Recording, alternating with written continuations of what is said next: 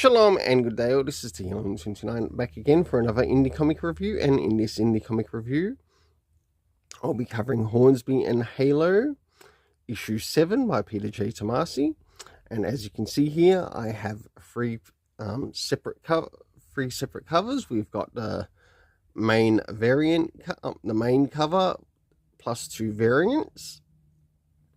And the next question is, do these covers in any way, shape or form connect to something that is happening inside of the story? In some essence, not so much. So going in order for the covers, for the first two, which are on the bottom, so cover 1 and cover 2, 7 out of 10 for the first, 7.5 for the second, and last but not least, 7.5 out of 10 for the third cover, which is up top.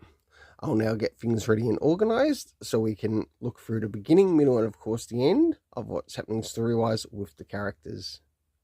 So as the story begins, we catch up with Zachary Halo, who's grabbing some stuff from some stores, and whilst this is occurring, we get to see what Rose Hornsby is doing as she's going out to help in the areas of the public from community service and other things as well.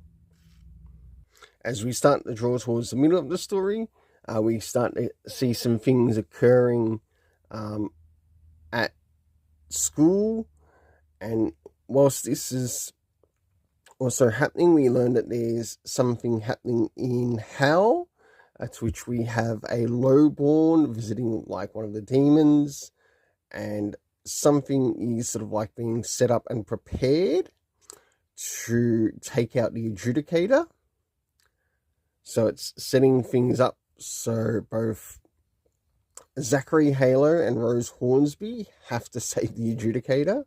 As we move towards the end, we get to see what happens to the adjudicator as he is taken out by a hollow, and then we get to find out what will be, or get to see what the next issue's cover looks like. And whilst this is also occurring, we learn that there's a play that's that will be happening at the school, and that's why we sort of see this with the cover, because it connects to a play that they'll be participating in, even though the characters wanted to do Romeo and Juliet. they got something else instead and were outvoted.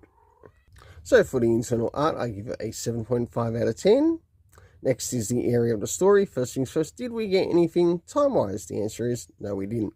Next is the area of locations, to which number 1, we got to see things that were taking place in New York, so basically where the main characters live, and also things that were happening down in hell.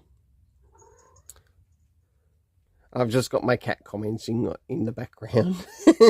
So if you happen to hear any purrs or meows, that's what it is. Next is the cast of characters, to which we have Zachary Halo, Rose Hornsby. We also have Sidney Wedners, who is the adjudicator, and something happens to him. We learn that there's a demon by the name of Domino.